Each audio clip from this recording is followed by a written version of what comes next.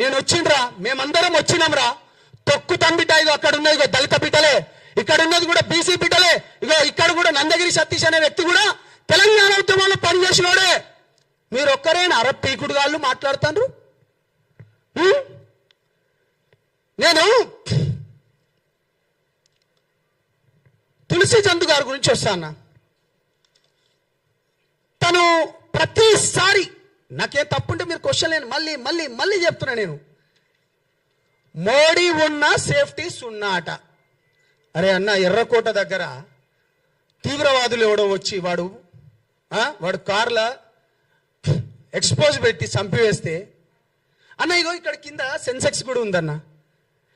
BJP party రానప్పుడు ఎన్ని దాడులు జరిగినాయి అంటే కేంద్రంలో బీజేపీ పార్టీ రానప్పుడు ఎన్ని దాడులు జరిగినాయి, బీజేపీ వచ్చిన తర్వాత ఎంత తక్కువ చేసింది అనేది.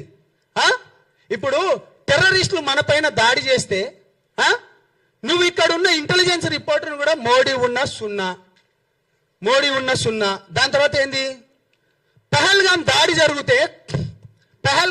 జరిగితే మోడీకో బోలో, ఇంకేంది పహల్గాం టెర్రర్ అట, మోడీకో బోలో అట. అరే మన పక్కనున్నోనికి అన్న, మీ అందరికి తెలుసు, మీరందరూ ఉస్మానియాలో అన్న మీ అందరికి తెలుసు, మన పక్కనున్నోనికి తెలియడానికి ఏమైనా అయితే మనం ఉరికిపోతాము. నువ్వు ఇండివిజువల్ జర్నలిజం పేరుతోని నువ్వు ఏం మాట్లాడతావు తులసి చందమ్మ? నువ్వేం మాట్లాడతావు? సొయ్యుండి మాట్లాడతావా, సొయ్యి లేక మాట్లాడతావా? లేకపోతే ఆపరేషన్ సింధూర్ పైనట, ఆపరేషన్ సింధూర్ పైన విద్వేష వైరస్ కు కొత్త ఆపరేషన్ అట. ఏంటిది ఇది? ఏం జర్నలిజం చేస్తున్నావు నువ్వు? ఏం మాట్లాడుతున్నావు అమ్మా? అదేవిధంగా